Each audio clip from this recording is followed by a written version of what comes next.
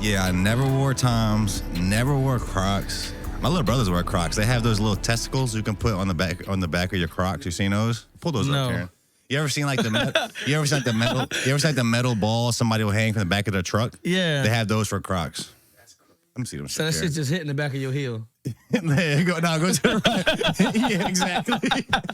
That's kind of crazy. You're just walking on balls. Yeah, that's disgusting. What's some other like worst fucking fashion trends that happen? Whoever made that, just take them out the game. Oh, weak. He typing in croc nuts. The crazy thing is, bro, I've been having the same like fashion style for the last like 20 years. Literally. That's authentic though. Yeah. It's like you knew who you were. Somebody saw me one time. They're like, "Yo, you're like a GTA character. You just like always have some version of the same outfit on." I was like, "Yeah." I want to be like Steve Jobs and just like get rich and wear the same. Let's wear like a black tee every day. I actually tried that. Wear a black tee every day? Well, for like 2 years, I wore all black. I converted my closet. I seen some fucking YouTube video like this. This is just dumb as fuck. But it was like a YouTube video of like niggas millionaire, billionaire. It'd be like them advice type shits. And nigga was like, yeah, I don't waste time deciding what I'm gonna wear. So everything is all black. And I remember I was like, damn, that's actually like smart. I mean, yeah, time is money. You gonna waste everything matches. And then yeah, that shit was just stupid. I went through an all black phase of like it wasn't no gothic shit, but just my whole closet was like black tees, black jeans. Yeah, I mainly wear black tees. I remember in 7th grade, I wore a white tee every day to school. It might have been 6th grade. My whole closet was just full of white tees, and I wore a white tee every single day. Yeah, that's why. Yeah. What up, though, Marv? What's up, man? I was just telling bro, I was looking up. Our last episode was like July 2024-ish, around that time. A lot's happened since then. Lots happened since then. We can get into it. I feel like you dropped. Oh, I don't think you dropped a project since then. I think this was around the time you put out. I did. What was your newest one called? Go to his Spotify, bro. Yeah, I dropped the project that fall. I couldn't remember if that was before, right before our pod or after our pod. That had to be after that. Okay. I probably was. I don't even know if we talked about it on the podcast, but I dropped it after that. I think I dropped that like late fall. For the Heart Part 3. Yeah. When did the first one come out? When did Part 1 come out? Oh, Part 1 came out 2018. Okay. Yeah. Part 1 came out 2018. Part 2 came out 2019. Then Part 3, 2024. We'll get into this project because we didn't talk about it in our last pod. I think you dropped like 4 singles after this. I want to get into all this, but kind of want to start with your injury. So like the last time I think I saw you, you were on crutches. Yeah. What happened? That nigga slipped at work. What? That nigga slipped, yeah. Why would I slip? Oh, you slipped. Okay. Yeah, I slipped. Life caught me slipping. Literally. No cap though, because I didn't slip on shit. What do you mean? I didn't slip on anything. I just was walking and boom, shit just happened. And I really broke it too though. Like it wasn't even like, oh, you sprained it. Like I broke that motherfucker. That shit was smooth broke. Your ankle? Yeah. Well, sometimes I broke they say my fibula completely in half. Yeah? Yeah. What was the healing process like for that? Stressful, because I'm like a person who's always on the go. You know what I'm saying? Like I'm always doing something, I'm always moving, I'm always like constantly on the go every day, all day. You gotta sit like down even for a today, little bit. I've been up since 5 a.m. I probably don't go to sleep most days until about 11. I get right back up at 5 every day. So like when I broke it, it really like slowed me down. For real, for real. It's like you can't move. And now I'm not a person who depend on nobody when it comes to like certain shit. So it's like that shit was like, oh fuck. Like everything hurts. Like, and then I didn't have surgery until like 15, 16 days after I broke it. Oh, so you had to have surgery? I had to wait. Yeah, I had to wait to the orthopedic. I went through sports medicine orthopedic. Some like, I guess sports doctors and shit, but they got me right. So yeah, they had me they was like the quickest ones to do it. And they got me back. So that's fibula, that's like your ankle. Yeah. Around your ankle. So what was the whole like time span it took to be fully healed?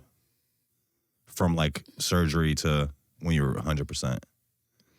I would say now I'm still like 90, 95. Cause we was balling the other day, and You felt that a little bit? it's like it's not like you feel the pain. It's like the little twitch muscles and shit like that you got to kind of get like quickness Bro, back. your just, like, ankles and natural. shit is no Yeah. joke. I sprained the shit out of my ankle at work one time. Like, cause I've been on super high ladders and lifts and all this, like these crazy heights. But when I hurt myself at work, I was coming down a 4-foot ladder and I slipped off the first step. Oh, hey, is that you?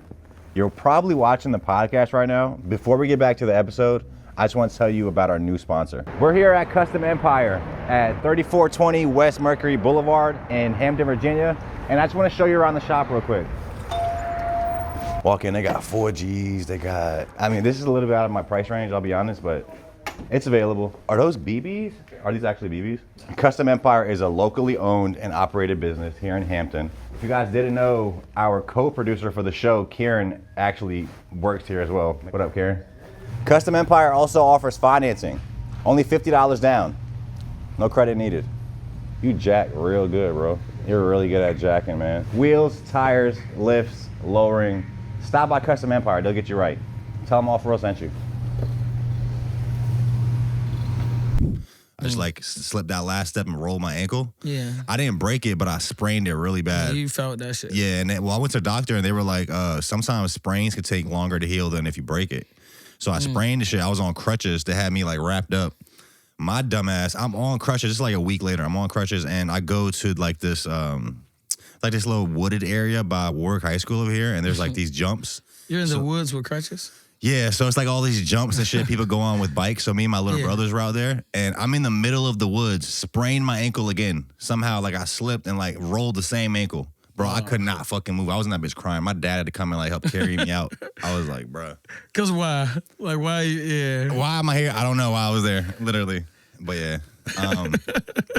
Bro, it's like you gotta take care of your body as you get older. I just turned 30 last year. Oh, welcome to the club. Oh yeah, appreciate it. And I just saw a meme. It was like when you turn 30, or it's like when you forget you're 30. Shit, and dude like jumped off the second step from this. He was coming upstairs, and right when he lands, it's like the ambulance comes up and shit. I'm like, bro. No cap. When you turn, 2024, I was 30. I was about to turn 31. I turned my birthday in June, so I was 30, and then that shit happened. Crazy. I feel pretty much the same. I don't really feel like my body went through any crazy transformation being 30. I don't know. I think it's also different with different generations, like or how much toll you put on your body like Before in your that, lifetime. yeah. You know what I mean? Yeah. I don't be doing no super extensive shit. So I wouldn't say it necessarily was like you felt the difference turning 30. I know that shit happened when I turned 30, so I felt immediately a difference because I was trying to recover. And then like if I would say I do feel any different, it would be like working out. Cause I when I was young, I played sports. So like working out was like nothing. The older you get, working out is a motherfucking like, man, I done got fat. Working out is a workout. I don't never remember. No, real shit, bro. I don't never remember like running, playing ball. That was not a workout. That shit was like fun. Like now that shit be a workout. Like we go play ball for 2 hours, I'd be like, nigga, I gotta chill. Like, I'll be back in 2 weeks. Yeah, I remember I used to skateboard like all day, no issues. Yeah. Now if I skate for like 5 minutes, I'm like breathing heavy and shit. Yeah. I've been gaining weight too. I need to get back on my workout shit. I was just like when I look at my old episodes when people come on for like updates, I really notice it. Yeah. Because like ours was like 2024 and I was definitely skinnier then. Yeah. So I need to get back right. You eating good though, man. I am. Yeah. I'm eating good. I mean, I'm healthy. Like there was a point during the podcast, if you go back like 3 years, I was a little too skinny, I think, for my body type. Because there was a period of time where I wasn't eating right. And I was just too locked in with shit, not focused on my health at all. Yeah. And just smoking hella cigarettes and just not eating like that. I was eating like one meal a day. Yeah. You still smoke cigarettes? I still smoke. I'm transitioning to these nicotine pouches. So that's a new development since our last episode. I stopped smoking cigarettes on the pod. And now I'm almost done smoking cigarettes in real life. So I might smoke like 5-7 cigarettes a day now, whereas I used to smoke like 30. That's crazy. So I'm transitioning to That's these. an expensive habit, nigga. Cigarettes like $50. Yeah, I was rolling my own cig, so it was a little bit better. Yeah. But they are fucking expensive though. Yeah. What got you? Now I ain't interviewing you now, but No, we just having a conversation. What got you started smoking cigarettes? So I started smoking cigarettes when I was 13 in Bosnia. In Bosnia, like everybody smoked cigarettes. So I remember that's where I'm from. It's in Europe. Oh shit! So I never knew even that know I was about Bosnian. you. Yeah. Thought I was American. No. What'd you think I was? American. I'm fucking with you. Yeah, I'm Bosnian. I was born there like at the end of the war, and then we came over here when I was like 4. Oh, that's dope. But I go back and visit all the time. That's where you just was at? Yeah, I took my girl out there over the summer. But no, I started smoking cigarettes at 13 in Bosnia, and I still remember that first night I smoked cigarettes. I smoked a pack of cigarettes the very first night I ever smoked at 13. We just stayed up all night smoking cigs. Like the shit was cool. That's what it was. Like, I mean, really bro, my mom, it's like I said, Bosnian culture is like coffee and cigarettes is big. But yeah, I feel like a lot of Europe, and now forgive my ignorance because I don't know, I ain't been over there yet. And Europe, cigarettes is yeah, it's like everybody like smokes cigarettes, I feel like. Yeah, even like it's changing now. So like a lot of the world, the new generation is changing. So even right now, like the younger kids aren't smoking like that. Yeah. And even out here, you see there's like the new generation in America, they're not drinking like that. Yeah. Have you been seeing that? No. Well, there's been a lot of like reports and like polls. I said like these young niggas in the club every day. Well, what age are you talking about? I'm talking about like the high schoolers right now. Oh, okay, yeah, maybe, yeah. But they smoke. Do they? They be vaping. True. That's just kind of worse than cigarettes. Yeah, that's worse because we don't know where that leads to. Yeah. Yeah. Popcorn lung. That's what it leads to. Oh, that's what it says? That's what they say. It's a disease that they named popcorn lung that you get from vaping. It does something to your lungs. And they call it popcorn lung. Oh, that's disgusting. Like people will die from like, yeah, you might die from cigarettes, but you'd be smoking for like 60 years. Yeah. People dying from vapes in like 3 years. Yeah, that's just crazy. You know what I'm saying? Yeah. What is it? Is this popcorn lung? Yeah, can we read the definition of that? What actually is it? Is there a definition? Popcorn lung or bronchitis obliterans is a rare, irreversible respiratory disease where the lungs' smallest airways become inflamed, scarred, and narrowed, severely restricting airflow. That's crazy. I don't know. Yeah, don't switch to that. I just started watching. Well, I just watched this movie last night about. Cow face was great. Yeah, don't switch to that, bro. I'll be honest, bro. I've been smoking since I was 13, and these nicotine pouches are like the first thing that ever like helped me. I tried the you vape like thing. just put it on your arm or something? No, it's a pouch. So you put it like somewhere in your gum. Mm-hmm. I'll show you what it looks like.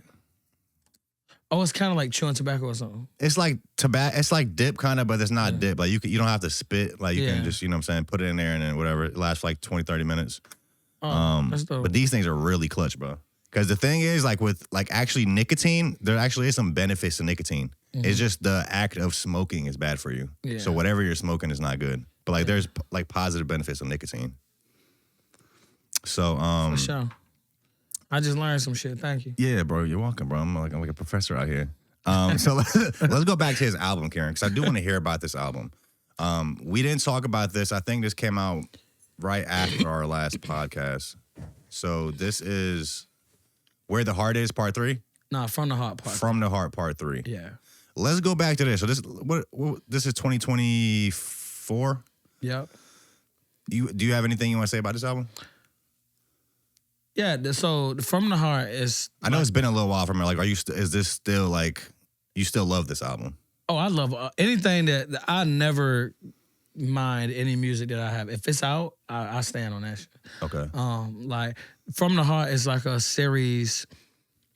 It's like time stamps in my life, in my opinion, of like the period of life and what I was going through in that time period. So like 2018, From the Heart Part 1, that was like a real time stamp. So even like when I listened to that album, I can remember I remember making the album. I remember like what influenced certain songs. I remember like a lot. So this was like one of those time stamps of, and that's why I kind of do it.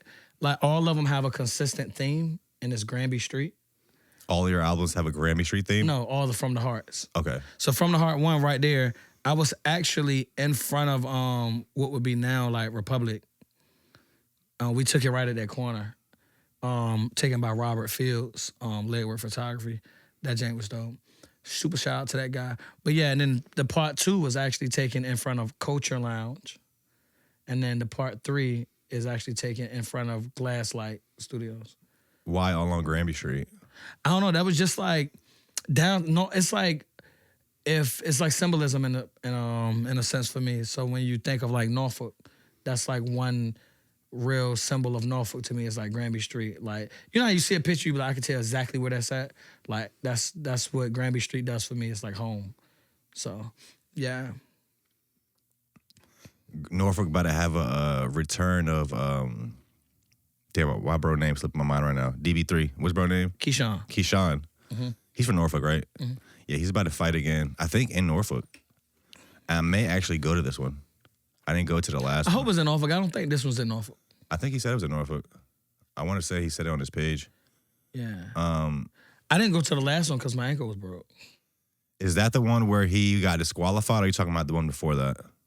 The one before that. Okay. I went to the one that he ended up getting disqualified at. I was there that day. So all your album pictures, well, from the Heart series. From the Heart series are on Granby Street. Yeah.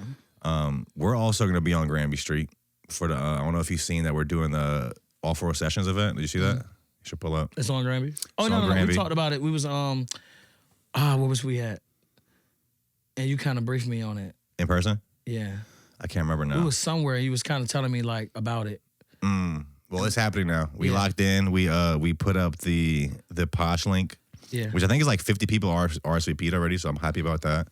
But yeah, it's gonna be on Granby at Assembly. What I think you could maybe do there that's cool is, so we have a lot of stuff going on, but two things that you might enjoy are Biggs. Yeah. He's gonna be facilitating like a bunch of collabs there. So he's gonna be engineering in the studio, and we'll have a bunch of beats from like local producers, and he'll just be engineering in there, and we can make it like anybody can come make music. The only thing is, I don't want anybody doing solo songs that day, because I feel like a lot of our artists don't do like enough collabs, so only features in there. Yeah, that's actually dope. And then we're also doing a part 2 of my Can You Rap segment. Did you see when we did that in front of the Norva on Timberland Way weekend? I think, that's the one. That's when you briefed me about what was going on. I saw you that day? I was there. Oh, I saw you after that, I think. After the event, yeah. Yeah. I was, I think it was at like the let out of it. We was outside. Yeah. So that one went well, actually. That kind of went better than I expected. Because I just made a random post and like randomly people pulled up. Yeah. And then I think the post got like 600 likes. So we're going to run that back at Off-Road Sessions. But what will be different from this one is there will be a beat. That's pretty much it. Last time it was acapella. This time it's going to be a beat. And we're going to do it inside of something. Who produced the beat? Or it's like an industry beat? I don't have the beat yet. Where? I don't have the beat yet. It's a producer right there. I need some beats. So I'm asking, I'm hitting producers up to send me some, like a couple beats. So I'm going to have 2 beat packs. I'm going to have one for the Can You Rap, and then I'm going to have one for Biggs, where artists can like make songs to this beat. So yeah, man. Like maybe you can touch on this too with like, we're just trying to figure out ways to elevate what we're doing. Because I think as a creative, like you go through these motions like year after year, and like you're doing things, like you add one thing to your repertoire, you kind of get good at that, and then you want to like add another thing, and you want to keep expanding. Yeah. So for us right now is just kind of figuring out a way to bring the energy that we do online to real life. So it's like through these events. Yeah. And I don't want to just do some like random, I don't know, showcase, or even not saying anything is wrong with that, but like people are already doing these things. Yeah. So we're trying to like carve out a lane for ourselves and like bring something to the city that we feel could be cool. Yeah, you know what niggas never done though? Niggas never like threw an event and podded at it, and the purpose of it been the pod. Yeah, like, that too. In a sense, like how live pods. Yeah, but you know, like, but it actually be an entire event instead of just like people sitting and solely watching the pod. It's like it's kind of like you having a podcast in this environment that you created. So it's like the whole thing is like the art of it. You know what I'm saying? It's kind of like how like now like the DJs and everybody's kind of doing that, and they're creating the room, and then they're curating the content in the room that they created. Like they created the whole scene and setup and the energy, and then they kind of, you know what I'm saying? Yeah, that'd be dope. I don't see nobody doing nothing like that though. Well, we're not doing a podcast at Sessions, by the way. We're doing different things. So we're gonna have like 5 different media brains there, I think. So we'll be there. I'm gonna be doing like a vlog throughout the day. Alana Mercedes is gonna be there, which I saw you went on her show. I think at the end of last year. With her, she cool. She'll be doing the interviews in there. Who's Next 757 will be there, and Tidewater Waves. So that's 4. I may get one more person on. But people do that. People do live podcasts like all around the world. The biggest one in the world right now is Kill Tony. You ever heard of that one? Never in my life. Bro, you got to tap in. I'm trying to figure out a way Kill Tony? So Kill Tony is it's actually the biggest live podcast in the world, like numbers wise. It's on YouTube. They got like a Netflix deal now and everything. But it's hosted by this dude, Tony Hinchcliffe. He's a comedian. It's that dude right there in the middle. And he just has like a panel. I have seen that. Yeah, he'll have a couple guests, and then like he'll have a bucket where like random comedians will sign up for this to get their name like randomly drawn. Yeah. And he'll just pull somebody's name. They'll come up, do a 1 minute set, and then he'll do like a 5-10 minute interview with them on stage. And the thing is, like, comedians come from all around the fucking country to Austin, Texas, which is where this is filmed, to be on this show. Damn, excuse me. Because they can literally fucking blow up and have a whole career off just doing well on this. So I've been trying to figure out a way to do a 757 version of this where it's not just comedy, but it could be like kind of anything. Like you can come up there and sing, you can rap, you could do comedy. And probably in the beginning, I won't even film it. I'm gonna just do it like it's gonna be a real life event. Just kind of perfect like it. Yeah, just to see if we can get people interested in coming to something like this. Yeah. And then ideally the goal is would for it to get bigger and like be able to blow people up doing it. But yeah, that's what it is, bro. I don't know. Yeah, that's actually dope though. What do you feel like you want to add to your repertoire, or like things you want to do as an artist you haven't done yet? I know you've done a lot of like community give back. You do like every year. We can touch on the event that you do again if you like. And but like, what else do you want to do as an artist that you feel like you haven't done yet? For like the scene, or just like for yourself, for the scene, just as a business move, like whatever. I think I don't know. I've done a lot. It's crazy. We was actually just talking about this earlier today. I think I've done a lot when it comes into like curating, whether it's in a media space with Live in the Garden, whether it's in a physical space with like Puff and Mike, Culture Wave, curating gyms, 757. The list will go on like that. So, but I did a lot of those for different reasons. So it was kind of like something I was working on for myself, and then I just seen like other people kind of like having the same thing going on. So whether it was like, for example, with Live in the Garden, it was me and my engineer Jay Bray, and I was just trying to make in-studio videos, and I started making in-studio videos there, and then me and him just came together and just like took what I was doing and we made it an actual thing. You know what I'm saying? And then the whole city just kind of that was the thing. Live in the Garden. If you had a Live in the Garden, that was the shit. Did Tyler Donovan have one? Is that what I'm thinking of when he was standing up with his cane? Not to my knowledge. I don't. Pull up Live in the Garden. Let's see who. Yeah. So the earliest ones, it did take on a life of his own. Well, do you know what I'm talking about? It was a live rap segment where Tyler Donovan and Air Hardaway were on the same one, and there were others as well. You know what I'm talking about? That might have been later on. I don't think that was a Live in the Garden. What will he look up for that? It was just like Live in the Garden 757. That was back Radio Ready Studios. Okay. That's one of the places I really like. I wouldn't say I started recording, but that was one of like my earliest like studio spots because Jay Bray was my engineer at that time. Maybe type in Marv.P, bro. Well, you also said you were doing these things for different reasons. Is this the joint Tyler was on? Nah. I don't think so. That's just me, Concept, and TP. But like them James right here, them James was going crazy for like a whole 2 years. It's like we was just like doing different videos and just like getting different people on at the same time. Then it got to a point where everybody wanted a Live in the Garden. It was like the thing to do. Why'd you guys stop doing it? It just became a thing. Like it didn't exist before, and then after it existed, everybody kind of starts to create their own, and it just became something that was like too available. It was like, oh, everybody's doing it. And then from that, we started getting like mic drop videos and stuff like that. You know what I'm saying? So it was like, not to say it was like watered down, but it was like, okay, it's already being done a billion different ways.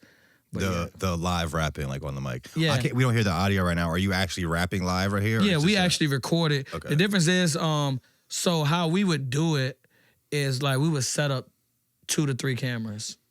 And so even if you look at like the way it's being shot and the way the camera's cut, it's really just one take. And we might do 1 to 2 takes, but it's all the cameras, everything is rolling. The mic is even rolling. So then, of course, post-production, you clean it up, but everything was like live. Everything is live. I enjoy the live stuff. That's sometimes what I don't really like about a lot of the mic performances. They're just kind of lip syncing the songs. Yeah. Which is cool, it has a lane, but I'm like, why do you have a mic there then? Yeah, if it's for content, well, that's just for the aesthetic. Yeah, it's like, it's weird. It's like... Because without the mic, it just looks like, is this supposed to be a music video? It's just like holding your blunt, but not even smoking it. It's just like, you fake smoking a blunt. I don't know. I like the live rapping stuff. Yeah. But that's interesting too. So you feel like, not that it got watered down, but like everybody had one. Everybody's doing their own versions of it. My whole thing with creating things and curating was, I traveled a lot early when I was starting music, just from New York to Atlanta to North Carolina, and like running that circuit, from Baltimore and DC, really from New York, Baltimore, DC, Virginia, North Carolina, Atlanta. For like the first 3 or 4 years of me really taking music seriously, I was in every one of those markets as much as I could. But when I started seeing other things that was like in other places, I was like, man, like we need that at the crib. And it was crazy. Like, I don't know if like this is actually like documented anywhere. I feel like it should be. But it's like stuff of me talking about, like, I felt like early on that we lacked journalism here. And that was the difference. That documentation. Yeah, we didn't have a lot of people doing podcasts. We didn't have a lot of people doing media. We didn't have a lot of videographers, photographers. Everybody was like rappers. Everybody was the rapper. Yeah, so when it came to like who documented what was going on, it wasn't a lot of people. And that was the difference between like when I would go to like a New York or a Baltimore market and then come here. Another person shout out Jay Hill too, because that was one of the first people I in Baltimore and like going up that way that was really receptive to me. Jay Hill, he's super popping now. Like, he was in Baltimore and doing his thing, and he had me come up to Baltimore, so that was cool.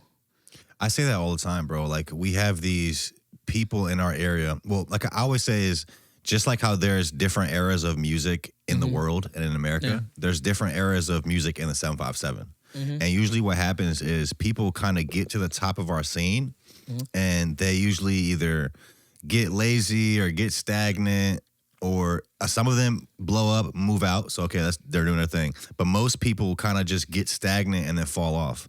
And then the next generation comes, somebody else gets to that position, but the documentation really wasn't done properly, so people just forget about what existed before them. Yeah. Right? So that's why I feel like we have a cool spot, like we have a cool lane in the 757. We have been doing this thing for like 6 years now. Yeah. Like Congratulations. Appreciate it. I've done podcasts with people that don't even do the thing anymore. They were doing when we originally spoke. You know what I mean? But that's because I feel like when people feel that there's an age to this thing. That's an old mindset. Yeah. It was like that. And people feel, I don't think it's never been a age, like the whole, it's a young man's game type of thing. I've never related to that, only because it's like, if you growing older, your audience is also growing too. You know what I'm saying? As long as you are communicating with your audience, then there's always an audience for you. Well, the problem is everybody was trying to cater to a young demographic. Yeah, that's washed. I mean, I remember, like I said, I just turned 30. I remember when I was in high school, it felt like if you didn't make your dreams as a creative come true by the time you graduate high school, like it's over for you. That's how it felt for my generation in that time. And that's sick. And like today, I don't think it's like that, because so many people are going viral and making careers online of doing whatever, not just music, anything really creative, content-wise, that it lets you believe that you still have a chance. I couldn't imagine if I blew up in like high school.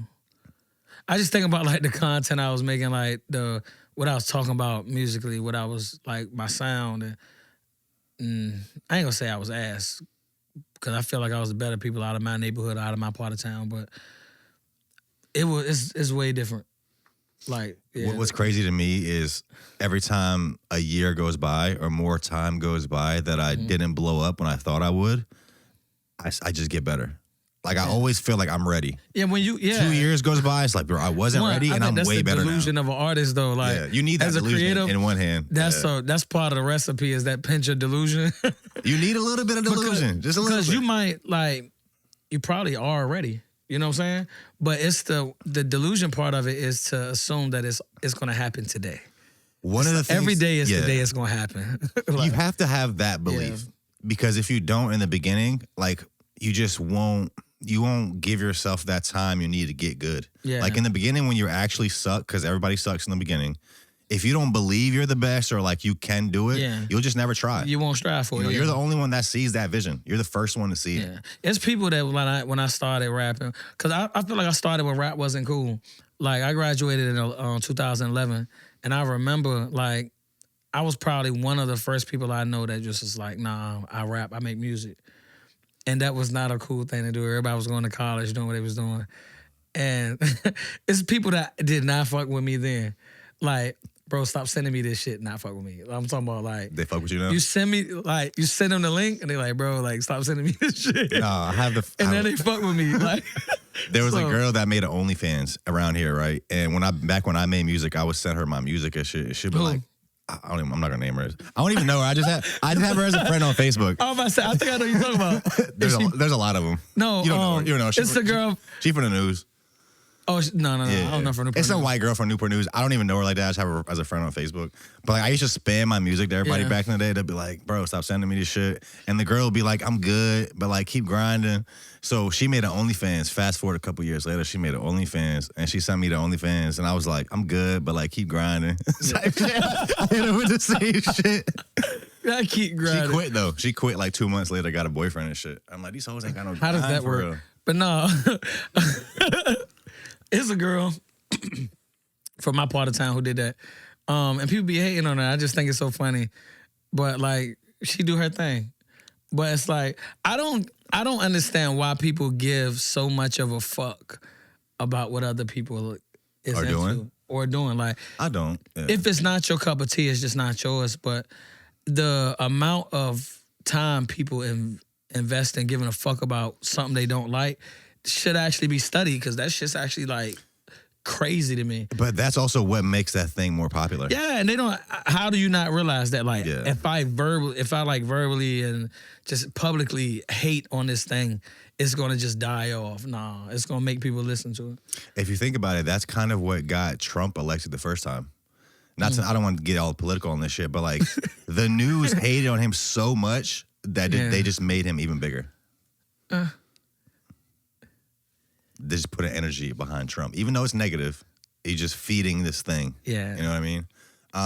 But no, I think it's funny when I see girls on Facebook, they're like, yeah, I'm going to just start an OnlyFans and get rich. Like, I'm going to just do it. But the whole time, they don't even look that good. Like, it might not work out for you, girl. No cap. And then treat them like they treated the rappers.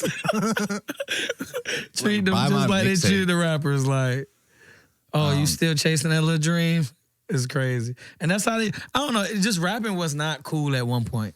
And now to see rap as like, or people like doing music, it's like something that's like, everybody's like, oh, that's actually dope, that's cool. And people respect people who's good at it.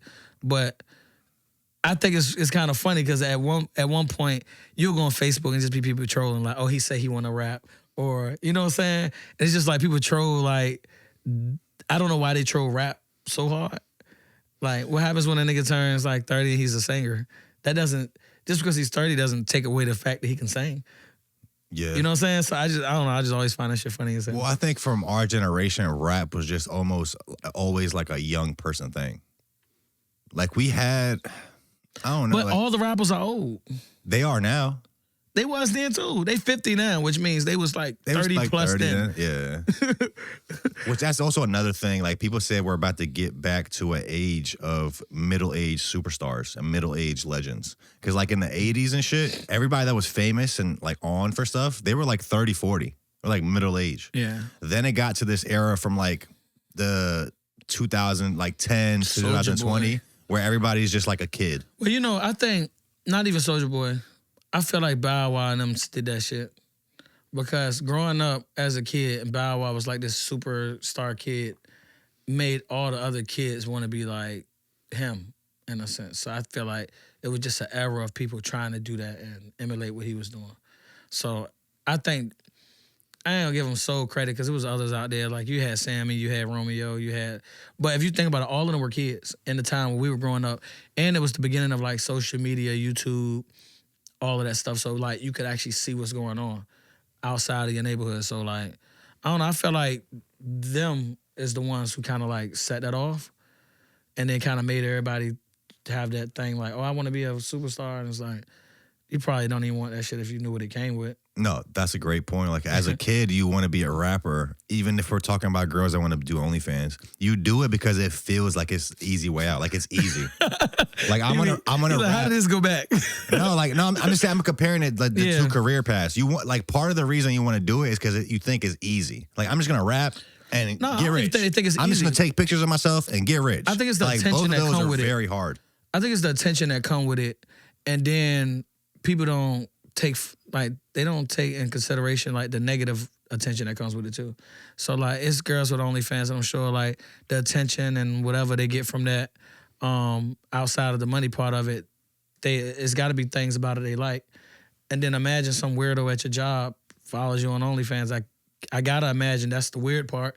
You know what I'm saying? So it's like it's two sides to all of it. Like, yeah, I'm just really talking about the work that goes into it. So like if you want to rap as a kid, like you think it's this easy career. Oh yeah, path. you gotta have your trash period. You're not thinking about that 10 years of work that it really takes to get good at it. And then even when you get good, you have to like compete with the marketplace. And there's like so much you gotta do where if you compare it to having a 9 to 5, like if you don't have the work ethic, might as well just do a 9 to 5. Yeah. Because like it's really like a 24/7 job. It's not, at least at a 9 to 5, you can just clock out and relax. You don't really clock out being an entrepreneur. Yeah, if you don't clock out being any creative because it's not like you can. Like your mind still, if it's really your passion, you're just into it. So it's like even if it's like people who quit, it's like even if you quit, you're not gonna stop doing it. You love it. You're quitting publicly. You're not quitting privately. You know what I'm saying? Writing bars and shit. Like got to get back in the studio. Yeah. I don't know. Yeah, I mean, I definitely believe that the 2026, you can go up at any age for whatever you do. You'll find an audience. You mentioned you were going around in the early days to these different states and doing things. Were you just like going around building connections, like hitting open mics? Like, how did you get connected in these different areas? Man, I was trying everything. I was part of Coast to Coast. Everybody remembers like Coast to Coast. Did we talk about this on our last podcast? I think the Coast to Coast scams. Yeah, we did. Did we talk about that? There was a lot of Coast to Coast scams. Luckily, I never, and that's crazy because that's a lot of people experience. I've never got scammed by Coast to Coast, and I've done probably like 15, 20 Coast to Coast shows back then. So what, did you pay to get on the show? Sometimes. Like a lot of times you would do like some minor showcase and then the winner gets like a show in another city or like whatever they promoting. And that's how I initially ended up kind of like in that pocket of doing Coast to Coast shows. But yeah, I ended up in Philly one time doing a Coast to Coast show, met Freeway and all of them. They was like just spectating at this like show. It was like called at this spot called Underground Arts in Philly. I've done Richmond. I've done New York. I've done a lot of shows in New York actually early on. It was a showcase brand called Hip Hop Season with Power 105. I've done a lot of those like underground showcases. Me and Dre went to Jim Jones. Jim Jones had a mansion party in Miami. We did a show in Virginia Beach and won the ability to perform at Jim Jones' mansion party in Miami. I mean, we had to pay to get there and all that. And it was like hella sketch when we first got there. What was sketchy about it? Everything. like, first when we got there, it was almost like, man, it was like, if this shit's real, phenomenal. If it's not, nigga, we in Miami. Like, you know what I'm saying? Like, it's cool. But we get there, it's the funniest shit ever. I'll say allegedly before everything in the story. So we get there and it's that we pull up to this mansion. It has like this super tall ass gate, like 15, 20 foot gate. And we drive in a rental and we pull in and these dudes allegedly got like, they look like Haitians and shit. Like, so imagine the weaponry, right? For the dudes from Bad Boys? Yeah, like them niggas, like we pulling the gate and the dudes like, who you here for? And we telling the dude the name that the dude told us to tell him. And he was like, yeah, just tell him that you're here with so-and-so. And so I'm like, all right, bet. And dude was like, nah, back out the gate. So me and Dre like, what the fuck, right? And like they like guns is like a thing. So I'm like, what the hell did we get ourselves assault into? rifles. Allegedly. So we back out the gate and call dude like, yo, what the fuck you got us into, bro? Is this shit even real? And turns out he's like Haitian. And it was funny because so we parked outside the gate, of course, and then he walk us straight through like the mansion into the backyard, like Jim Jones, Chrissy, I think that's his wife at the time. Like everybody's just like right on this like patio before you go into the backyard. And the backyard is just jumping. And we had a good time. We performed there too. And like, you know what I'm saying, people was receptive to what we were doing. They were fucking with us. And it was just like a hell of a time. And like, it was something that we was like this. I got pictures from this. It's like on Facebook way back. But yeah, that's just So hilarious. this was something that Jim Jones put together? No, not at all. I don't know who put this showcase together in Virginia Beach at what used to be Shaka's. We performed and we won. And then after we won, it was like, yeah, you get the chance to, you know what I'm saying, perform in Miami for whatever. It was like Top Mics. Top Mics was the branding of it. And we went. I wonder if that was Jim Jones' house or they just had y'all. It was probably like a rental. I don't think it was his personal like house. Airbnb. Yeah. They probably just paid him to be there and like. Yeah, I'm sure. Yeah. Because they shot like some video or something there. Like niggas was on jet skis. Like, man, it was a great time. About to get fucked up by them Haitians in yeah, Miami. Niggas about to get. I think that's actually where they shot that Bad Boys in Miami. I think there's a lot of Haitian people in Miami. Yeah, but it was a good time. But like, I used to run around and do stuff like that. Like, I wasn't afraid to invest my money into different ones. So if it was something I had to pay for, and I thought it was worth it, I paid for it. And like, and that was like different showcases, especially like the ones in different cities, because they don't know you. You know what I'm saying? They got their people from their town or whoever they rock with. So if you come into their town, and that's how I was kind of gauging if I was like, how good was I? You know what I'm saying? When in I front go of a to, random crowd. Yeah, when I go to these other cities, it's like, you know what I'm saying? I'm in a room, now it got this hometown effect. You know, everybody fucks with the out of towner a little more. But they was fucking with me heavy. So that was like what gave me the confidence to really start taking music serious. Because the songs I had then, man, You don't think they were good looking back? in that time period. But it wasn't things that were like, that would translate well in today's time. You know what I'm saying? It wasn't like some of my music now, like for 2018, I could still play today and be like, all right, that's hard. Because it was like more of my sound. It was more of like something that could like carry over. Like then it was just like, I was trying to be the best rapper. You know what I'm saying? I wasn't even trying to have the best song. I was trying to have the best raps. You know what I'm saying? So it was like, who can rap the hardest or who can rap the best? That's like where I was at with shit. So then I started focusing on more. I felt like I had reached where I wanted to reach with, can I rap better than most people? Then I was like, I actually don't even want to be the best rapper. I actually rather just make the best music. Which is ultimately, for most people, what matters. I mean, there's probably hella like really good just rappers that can't make a good song. Plenty of them. And that, but even like you said, like performing in front of random people, that is a good way to gauge your skill. Because like if you just do a show in your hometown where everybody knows you, they're gonna show love. Yeah. But you go to this other place, like comedians always talk about that. Like that's how they gauge it. Like when they can gauge it, like if they know their crowd is like their fans, they'll notice it'll go a certain way. But then it's a different level of pressure if they're like opening up for somebody and it's like their crowd. Yeah, you don't know who they are. Yeah. You got to really like prove yourself and like win them over. For sure. That's crazy though, because that's actually why I started like hosting events. Because I felt like musically, performance-wise, I was ridiculously comfortable on stage.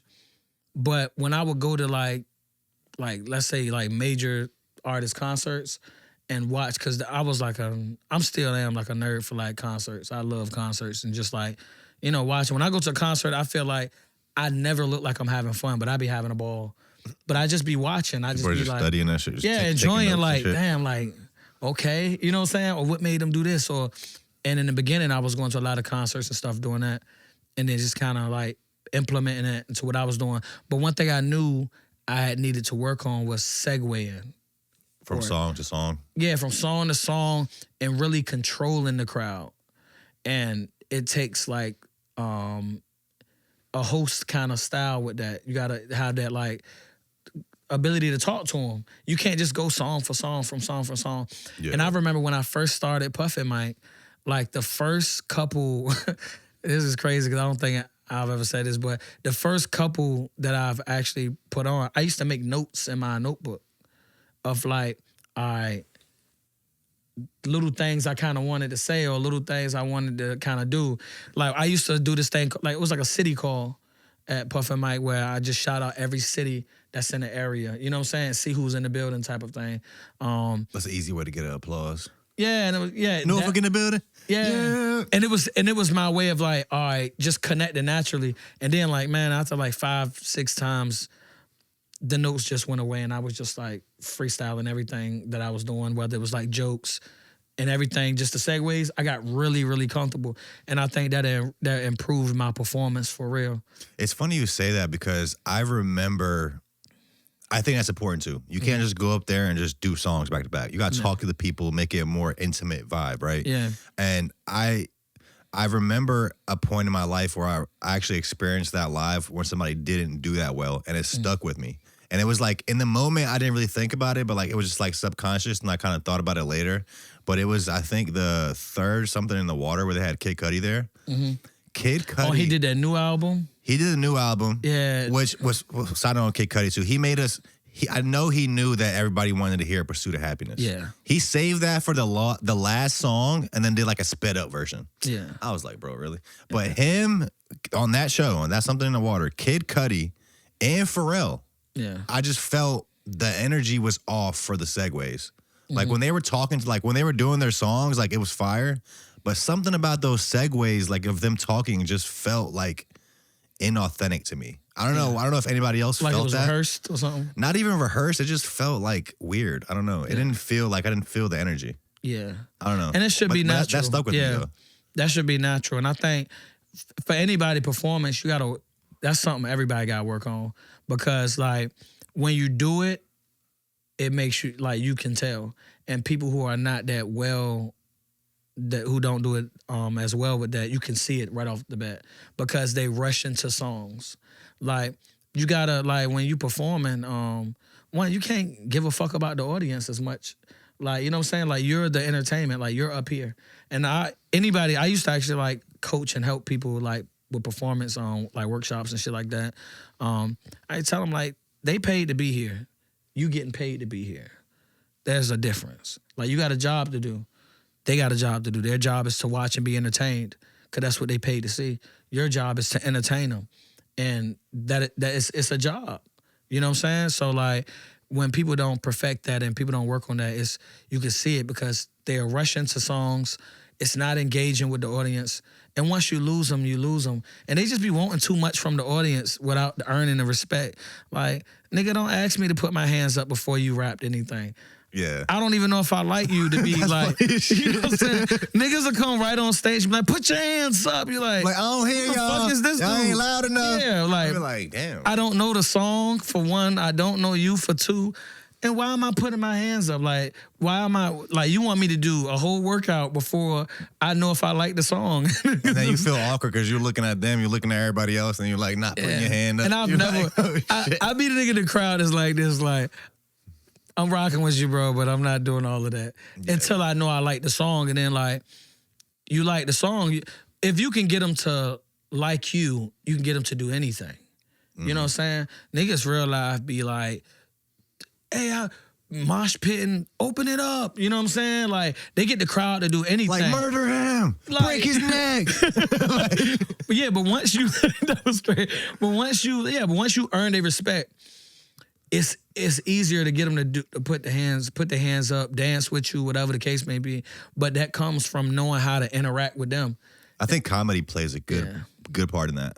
Like having a little bit of comedic, like a little line that makes people laugh, a little humor, you know? I think Stu Money is really good at that. No. When he just Stu Money is one of the funniest Who did he open performers up for? of all time. He just opened up for somebody big recently. Project Pat. Mm-hmm. When he opened up for Project Pat, I saw the video of his set. And like those people in there didn't really know Stu like that. Yeah. It was mainly Project Pat fans. And like by the end of the set, he won them over. But Stu is one of them people, bro, like, you could really not know who Stu Money is. And bro, energy and just how he gonna perform, and bro, funny as hell to me, for real, Me too. naturally. Yeah. Then his music supports it, like it's good, but he's him for sure. It's not like he's giving you some other whatever's new or whatever's, you know what I'm saying, trending or whatever. Stu is gonna be Stu, and I think that's why people fuck with him the most. Like, yeah. I've always fucked with him as Stu. an artist. Stu's funny as shit. Bro, he's hilarious. You see me in their Feather and Fin video? No, actually, that was the one where bro was lying, saying he was the manager. Yeah. So I was late on that joke. What? I seen it and I was like, Well, no, he didn't lie. So I thought he's the same the manager thing as you. for real? No, well, he's not. But I thought the same thing as you. I thought that Kyrie lied about being the manager or the supervisor. But whole time, the guy on the news introduced him as a supervisor. Yes, he That was the joke. introduced him because like He was like, here's a supervisor we have here today. So he just ran with it. He was like, all right, I guess I'm the supervisor. So no, I felt like I don't know how that happened before like the newscaster dude said that. I felt like bro was playing. Like, yeah, I'm the supervisor. And the dude probably went with the shit. Probably. So when I seen it, it was funny as hell to me because I'm like, that's like amazing because he really trolling the shit out of dude and dude don't even know it. Bro, I was in this video. You better see me. I was the only one that actually had chicken in the Feather and Fin video.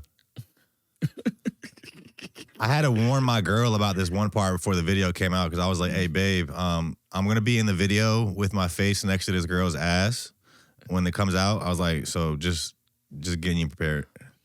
And she wasn't even mad. We was good. Yeah, when bro said he was like the manager, I was like, I think that's why the whole video was funnier because everybody was like, bro, but this is like one of those things where it's like we're having a moment right now too. Oh yeah. I'm gonna be honest. That's a KFC. That's KFC. Yeah, chicken. that is. But I didn't bring the box though. I just brought the chicken. That's hilarious. But no, all I was gonna say is like this was an example of a local viral moment. Yeah. Those are happening more and more often right now, bro. And like we gotta capitalize on these things. He did. Oh, that's you? Yeah, he did. They did a great job on this, bro. The viral moment happens with the news. Like 2 days later, he shoots the video. But that's like the next day, it drops. I feel like that's how Stu moved though. Well, it's Kyrie. He has Stu featured on it. Yeah, I don't know, bro, like that. I just know of him like or like in past. Cool guy. Yeah. Yeah. But I feel like that's how. Yeah. But my point with this is like this was an example of a local viral moment. They capitalized on it and made a moment. It was cool. It was a cool moment. But like though we have to realize the potential of these viral moments because two things can happen. You can have a viral moment in the city in the 757 where you might get 100,000 views on something, which is really good. But what can really happen is that can catapult that thing to the nation. Yeah. So if you go viral locally around something that like local people love and know, then that can take you to the next level. So this is like moments like this are examples of that. And like I don't know if do you see the thing that we just posted with Seven Siege with the My Strange Addiction thing? Yeah. Things like that. That's going viral on everything. He was like, I'm addicted to drugging my friend. Yeah. Yeah, that was like, bro. I told him in the moment, I knew that was a heater because I could not stop laughing, bro. I was crying, laughing, filming this shit. But bro, funny as hell too, though. Yo, I was like, bro, you play that role really well. But I was like, I'll be honest, you looked a little slow in that. It was like perfect. Like he really he snapped on this shit. He looked like one of those like weird dudes, like you know what I mean? Yeah, because that's how the show be though. When they be like, And then he told me, he was like, yeah, I'm not going to lie. I watched like 5 episodes of that shit today getting ready for this. I was like, all right. Bro, this is going up on every platform I put it up on. I'm not to do a follow-up with it now. And then he was like, you okay? He was like, let's make sure everybody's okay.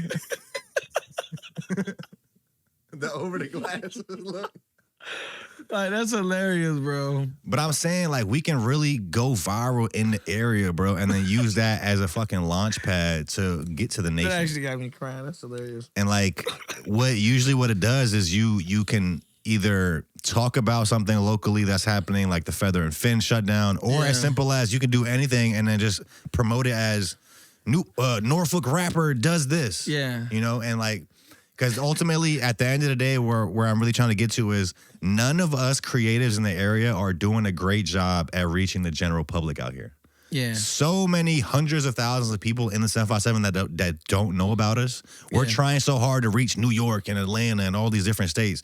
Bro, if we just get popping in the area, we're good. In my opinion, that's a marketing it's like a marketing mistake we make.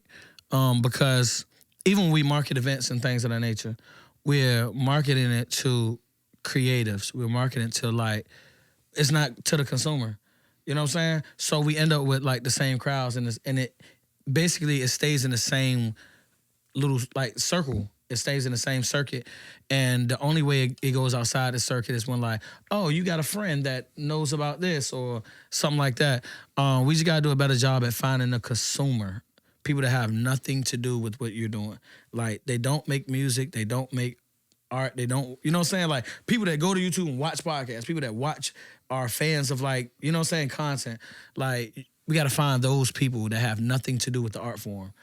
And that is what's going to, in my opinion, spread it faster because those are the consumers. Those are the people that's going, when they in the car just every day listening to your song, got their homegirl or they best friend with them, you know what I'm saying? Now they putting them onto the song because that's not happening if that's a rapper and his homeboy rap too and then his homegirl rap too. They not gonna be like, yo, put on some Marv.P. It's like, nah. Put on another rapper that's not us. Yeah. It's like, put on my shit, you know what I'm saying? So it's like, we just gotta do a better job at like keying in and getting creative ways to find like consumers. And like what y'all did with that shit, that was hilarious. So, I mean, it's self-explainable why that shit's like doing the numbers it's doing and getting the attention it's getting because the shit's funny. And to engage with it, it has nothing to do with whoever's doing the same art form you're doing. You know what I'm saying? It has nothing to do with them. It's straight, it's like directly funny and the people who engage with it are directly consumers. It's I agree. I think the first step of that is for us to understand the value of being known in the area. Yeah. Like we said earlier, like you don't have to be known nationwide. True. You can be known in Virginia. It's like 1 million, I don't know how many fucking million people live in Virginia. In Norfolk. You know what I'm saying? So it's like you can build a business being known here, but then that's a launch pad to get known in the rest of the world. Yeah. And then I'm not mad at promoting to the creative crowd because we need those people as well. Those are like, I always think of us as the early adopters of our art scene here. Like, we're the ones that know about it. We understand the value of it. We already on game. We think it's cool. But but we're the ones that can help. We need that foundation group of people to help push it to the rest of the people. True. So those people are important too, you know? But I don't know. Have you thought about ways to reach the general public out here? Nah, man, I've tried a few different ways. I be trying everything. It's like if it comes to my mind and it's just like, I remember when we put out No More and I like printed this big ass QR code and stood on the corner of like, where was we at? By Jennifer. I was out Jennifer. And you know how the people that used to like twirl the mattress signs? Yeah. I was just out there with a big ass QR code and it was like, listen to my music. Nobody cared. And it was a big ass QR code and then underneath it was like, no, and then the other side, I would flip it over when they didn't listen to it. Or if I seen somebody read it and like didn't scan it, I'd be like, I flip it over and be like, all right, bro, that's cool. Like what? The other side said something like, it's not that deep, but it's all right. Like it was something stupid like that. And mad people was just like, one, I respect it because you like promoting yourself. And then two, it's like different. You know what I'm saying? But we just can't be afraid to just try different shit. Just try whatever, man. See what works. I had an episode with Joe from Joe's Torture Soul recently. You know who that is? He's from Norfolk too, I think. I don't know him, but I know his product. Yeah. So he said something really interesting to me because I was always like, the reason that a lot of our creators didn't blow up in the past is because the general population out here didn't think it was possible for you to go up from this area. Yeah. Like, so they didn't even give you a chance. They're like, they didn't think it was cool to support local things. They didn't think you had a chance to go anywhere. So they're just like, I'm not going to invest my energy and my support into this. But so I'm like, fast forward to like 2026, it's easier to get support in the area because people see examples of people from all across the country just going up on TikTok, going up online. So like in their mind, they're like, even if they don't necessarily like your music, they'll be like, okay, this guy might actually have a chance though. Yeah. So like it opens up that lane for them to support something locally. That was my view on it. But then he was like, another point to that argument is there had to be local things that got popular first to let people know that it was like cool to support local things. Yeah. He used Traptastic as an example. He was like, his brand wouldn't even be where it's at if Traptastic didn't happen because they made it cool to support local shit. Yeah. And that's respect. Traptastic is one of the ones that was early on with it too. Yeah. So it takes things like that. It takes people to see examples of others. I don't mean to cut you off. I think in the beginning, that was like the only place even Crazy ever performed, in my opinion. I know he probably, in the very beginning, I felt like I only seen him perform at Traptastic stuff. And that was like their thing. You know what I'm saying? Well, I think Rod used to be Crazy's manager back in the day. Okay, if that I makes remember sense. correctly. Yeah. But that was like in the times when Drum blew up. Yeah. When everybody was performing at Work Release. Like Traptastic's first event was at Work Release. Shout out to Charlie, man. Yeah. Shout out to Charlie. I got to get him on the pod. I've been talking about doing a pod with him for like 4 years. Yeah, that dude, shout out to Charlie. Because around that time, that was Masego time too. Masego blew up around that time. Yeah, and Work Release. That was that video, the Pink Polo video was at Work Release. Yeah. Yeah. Work Release was actually a special spot. Bro, I've had on a few people that were involved with Work Release, and they kind of documented a bunch of stuff that happened there. Like we had Carrie Ann on.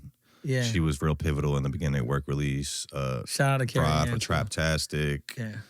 We had I think DJ what's the white DJ name? I forgot his name now. Can Rock. DJ Can Rock. I think he was spun like either the first or second event ever at Work Release. So he was there around those times. Shout out to me, it's cool. Like I study people in this area just as much as I study like famous people. Yeah. So like I'll look at like a Gabe Niles or like a Rod from Traptastic or like people like that you see. I know they were popping around here 10 years ago. But like they figured out a way to like continue creating as they get older and keep like carving out a space for themselves. And I'm trying to be one of those people that have longevity in this. So I'm trying to like learn what I can from others. What I would say, I think they've done well is that they stay true to the things they like. And in times where the things people like change, they was always true to what they like, and they just kept curating that because there was an audience there. And I think that's why they've always had success with like finding their audience and sustainability in a sense. So I think they do that really well. It's even when you look at like the stuff that Rod be doing now and everybody that you mentioned, it's still authentic to them. Like when you go to like any event that like Rod is a part of, it has a certain aesthetic to it. You know what I'm saying? So I think that's where that crowd goes. And everybody, you know, so I just think, man, congratulations to them guys, man. That's one of the ones. Yeah, I was at the New Year's event. What was it? The Traptastic and I think Hey Ma. Yeah. I was at Assembly. Oh, Kello's thing? Kello Coffee Black. My little brother DJ Lee was spinning, so I was over there for New Year's, yeah. Yeah, Kello actually just called me the other day. He wants me to come and do some media at he has an event coming up. Go to Kello's Instagram, bro. He has an event coming up at the Chrysler Museum. I want to say on the 31st of this month. He wants me to do something there. That's another thing I'm trying to figure out. Like I told you, like we're doing off-road sessions. I'm trying to figure out my lane for like events. Throwing events, but I'm also trying to figure out a cool thing I can do at other people's events. Like I don't want to just go there and just like interview people. I like want to have something that I can do as like a signature off-world type of content that I do at other people's events. So I'm figuring that out too. No, not this one, Karen. Go to his page. There should be a flyer. Did he take it down? Is that the one they just had? No, it hasn't happened yet. Go up. Maybe they haven't posted a flyer yet. I could have swore I saw it. Well, he has an event at the Chrysler. I want to say it's on the 31st. Come vent with me. I don't know. Maybe they took the flyer down. They might repost it. I don't know. A lot of things got moved around, I think, because this snowstorm that was supposed to happen, which wasn't even a fucking snowstorm. That's supposed to happen this weekend. Is another one? I'm hearing it. Bro, this shit went from, somebody was like, it's about to be 20 inches of snow. To nothing. Oh, yeah, it's this one right here. Yeah. What is this called? Masterpiece. Yeah, January 30th at the Chrysler. Okay, so was that this Friday? Okay. Yeah, man, I like to see it, bro. I like to, because seeing other creatives in the area, it just gives me drive to keep going. Like, imagine if you were the only creative in Virginia, in this area, right? Like, it'll just get boring. And you'll just get, like, you wouldn't be motivated. Yeah. You know what I mean? So, like, even though, like, I don't never really look at people out here as competition, I just look at it as a way for me to, like, feed my energy. Like, you know what I mean? Like, if I'm not feeling inspired about some shit, I might see Kello does something or somebody does something. I'm like, bro, I got to get back right. Yeah. So I think we need that. Oh no. So we talked about your recent album. Mm-hmm. You dropped like 4 singles since then. Mm-hmm. One of them was 2003. For sure. That shit took us back. You want to touch on that record? Yeah, the producer right there, man. Oh, you produced that? Come on. Yeah. So I be telling people, I don't know why they don't be. Calv is like 95% of every Marv.P song you hear is probably produced by Cal. 3% gonna be elite, and 1% is whoever else sneaks a record in. But yeah, most of it come from, bro, our chemistry and our work ethic just match. And we've been rocking since what, 2013? 13 we met each other. 13 years though? And we weren't even supposed to work. We was outside the studio on Military Highway. And you know how niggas go take a smoke break? And I was just up there and bro was producing. I was in the room. Everybody, I don't smoke. So everybody else was out there having their smoke break. We just got to working. And then from then, we just been working ever since. But I've never met nobody, I say that I have an equal drive, like work ethic-wise, than Cal. Cal, the drive is there, the talent is there. And I think that's why our chemistry be like, with creating good records is there. So, yeah, man. 2003, though, I feel like you did like an extra push on that song. I could tell like you really believed in that one. Yeah. One, it's funny though, because I think I had heard the beat before. Then we went to this writing session. I won't mention the people that was in the room, but they'll know. And all the producers there was either producing live or playing beats. And Kyle played the beat, and I had heard the beat before. But for whatever reason, this day I just heard it different. It hit different. So I started writing. I'm looking at everybody in the room like, oh, y'all writing to this other shit. Y'all need to be writing to this, right? I'm just letting them sleep on it. They go into other rooms and everybody just kind of moving around, and some people write into it, and I'm like, all right. And I remember I told Kyle in the session, I said, if this motherfucking beat leaves this session, it's over. I want it. And from that night, I think by the time we left the room, I had the first verse and the hook. And I was like, yeah, that shit's over. And I know even when we put it out, I know they was looking like, that's the song from that fucking session. I know that was a thing though, but like, yeah, we put this shit out fast too. My birthday was coming up. That was my spot. We had a little get together at. It was a good time. It was natural. It was really organic. I think that song has a timeless feel. Honestly, I would do a whole nother push this summer for that song. Yeah. It's like one of them summer, yeah. And man, we had a good time that night too. Everybody just came through. If it was really like on some 2003 aesthetic, like when you pull up, it's a cookout, everybody there just having a good time, ain't no bullshit. You got your family, your friends, you know what I'm saying? Everybody just cutting up, doing what they do. We was playing spades, people was getting their ass whooped in spades. That's one of the things I really do. Yeah, I've been playing poker a lot recently. Yeah, I really do that spades thing, AKA spank round here, you know what I'm saying? For those who don't know, on the spades table. Oh, see, that's how I know that's your favorite song right now. That's the video on your link. Oh no, that's just the latest one. Yeah. That's your latest one. Okay. Yeah. 2003. You know how like the whole vibe or like the whole thing that's been going around. It's like 2010. Oh yeah, that was like the golden era. Yeah. Yeah. And shout out to Marv.P, man. You know Mark? I don't think so. Mark Hill, classic Mark. I go by Marv.P. Maybe if I seen him. Artist, videographer, bro be doing everything. Clips by Classic, yeah. He did the what? For Gibberish P? Oh, Gibberish P. Oh, he did the video for him for that? You know Gibberish P? No. We had him on the pod. He has a song that's going up right now called 8 for 15. Is he from this side of the water? He's from Portsmouth, right? I really got to get over here a little bit more. Kyle from Portsmouth. He be trying to get me over here. It'd be my fault, though. Yeah. It'd be my fault. I mean, isn't that Portsmouth and Norfolk are Right there, ain't they? Nah, but it's the other side. It's It's the toes. See, to us, the other side. us, You be like, to us, it's Newport News, Hampton. Everybody else, like once you because cross y'all that gotta bridge, cross that water. Yeah. It's like Norfolk and Portsmouth is only separated because you gotta cross that water. So it's like, ain't nobody going over there. The casino got people going over there more now, but yeah. can you ask Kyle? I used to be like, what's over in Portsmouth? Kyle be like, man, come work, man. Rivers, you go to Rivers, bro. This Jill Rich, he a cool dude.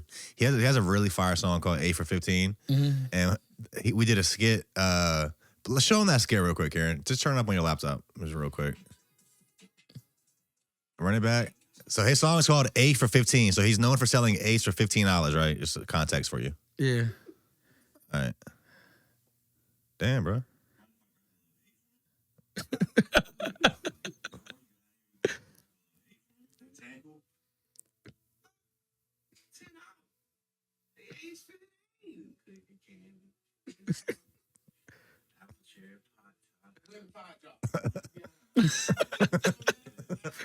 It's a really fire song. It was going up because he did a what was the platform he was on?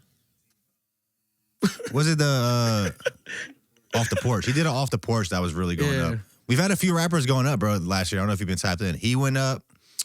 We had Ruger Red on. You heard of Ruger Red? Yeah, I heard of He's Ruger. going up. Well, you're really close with Capri, aren't you? Yeah. So she's really I close won't say with really him. cool. Yeah. You're close with her.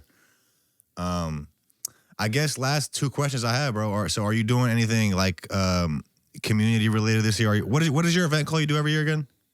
The one that I came to? You do like an annual the back to school drive and stuff? the back school drive. Yeah. So with the Teams with a Purpose, we do Fuse Fest. So Fuse Festival is every year. It'll be this summer. We do the back to school drive, of course. We do the turkey drive, of course. That's every year. I'm gonna be back outside after I drop this project. I'm gonna drop the project March 20th. We'll go with that. It's not an album. It's an EP. It's an album. It's an album. The next album is coming this March 20th. Can you tell us anything about that? We have the date. Yeah, you got the date. Is there March a title? 20th. It's titled "Was It All Worth It?" Was what all worth it? Exactly. Everything that comes with the journey. No, but it's a the project is like really 98% done. We finishing it up now. I think just got to add a couple songs to the folder, but yeah, the title is "Was It All Worth It?" and it speaks on the journey and the sacrifices that artists and creatives take, the sacrifices that I've took. Whether that been in relationships, whether that been with friends, whether that been in life, whether that been with jobs, and just my journey chasing this. A lot of my thought process. A lot of this project was created in a lot of random cities, like from Chicago, Seattle, North Carolina. I just been creating it as I've been living. So the title is "Was It All Worth It?" You know what I'm saying? You got to listen to it to figure out if it was or not for me. I kind of share that in the project. But yeah, it's hard. I got a lot of, not a lot because I never feature a lot, but I got a few unique features on the album I think everybody appreciate. I know the town going to go up for one of them for sure. So that's dope. Is it Young Money on? No, I fuck with Yon though. Yon be talking this shit. I fuck with Yon. Yeah, I like when Yon pop his shit. Cause he do it ever so often, but when he do, he really be talking, and I appreciate that. Y'all when he rap, he make niggas just want to go get some money or do something. You know what I'm saying? Like when I hear him rap, it's like I just want to go like hustle or do something to get some money. So and the videos he be posting about like the houses and flipping real estate, I think that's dope as hell. Cause that shit's like it's like watching like HDTV or some shit, but from somebody you know. Yeah. Yeah. Yeah. Was it all worth it? March 20th? March 20th, was it all worth it? I'm excited to hear that. I'm interested to hear about some of these sacrifices that you've made on your journey. I've been thinking about that more often too. It's like we said earlier, people think this music creative, like they just see all the glitz and glamour and think it's so fun, right? Mm-hmm. But there is a lot of sacrifices you have to make to become successful in this. For sure. For me right now, the biggest one is like, I've been thinking about this is, really just sacrificing financial stability right now because I I don't work as much as I should because I'm trying to save my energy to be able to do this. Yeah. So like I'm sacrificing having more money right now for more money in the future. And it's like I'm seeing my friends that I grew up with, they all have like houses and families and doing the adult thing, which like I want to get to that and like the family thing. So like I look at that as like a current sacrifice right now. That's a sacrifice. And it takes a toll on you sometimes, but like you have to, I guess, keep that vision, keep that focus on what you're doing. It's like things will happen when they're meant to. And everybody's race is different, man. So the friends you looking at, that's their journey. That's their race. Your journey different. You know what I'm saying? Your destination different. So, yeah, that's the route they took to get there. That's where they at in their journey. You know what I'm saying? Your journey might take you around a couple hills, up a couple mountains, down them, but where you going might be different from where they end up too. You know what I'm saying? So it's like in these times where we really are sacrificing things, whether it's financially, whether it's like across the board, we sacrifice time with our families. We sacrifice like who don't want to get married one day, have a family. You sacrifice in relationships because like you're chasing what you're passionate about and everybody not going to understand that. So that part is a sacrifice, like, because you'll meet somebody you might really love, you know what I'm saying? But if they're not understanding of what you got going on and where you're trying to go, then it's not going to work. So that's a sacrifice. You know what I'm saying? The family might get together, have a cookout, you know what I'm saying? Get together, play some cards, eat good food, you know how the family do. And you might can't make it to that because you got to go over here and do a show or go to the studio because you're working on this. That's a sacrifice, you know what I'm saying? Not taking that promotion at work because the amount of time it's going to take, you know what I'm saying, from what you got going on over here. That's a sacrifice too. So like, as a creative, I don't think people understand how much we sacrifice. So people just see it as like, oh, you're doing this thing. And it's like, man, you have to find the peace in it for you. You know what I'm saying? Because only you going to be able to decide if it's really worth it. And if you quit, then it'll never be worth it because then you'll only look at everything you've lost. You know what I'm saying? You'll only look at everything that you lost. If you sacrifice something and you get what you was, you know what I'm saying, aiming to get, then the sacrifice was worth it. But if you quit along the way, then you just wasted a lot of time. You wasted a lot of memories and, you know, don't take for granted. You know, time is one thing we can't pay for, get back nothing. People gonna die, your family members, your friends, life gonna go on for everybody. And the time we spending doing this is the time we taking away from that. You know what I'm saying? So you gotta decide for you what's worth it for you, like what's in it for you and make peace with that. You know what I'm saying? So however it turns out, you gotta understand that that's how it was supposed to be for you. I love that. Was it all worth it? March 20th. March 20th, was it all worth it? Thank you, Marv.P. Appreciate it, bro. Yes, sir. Fire.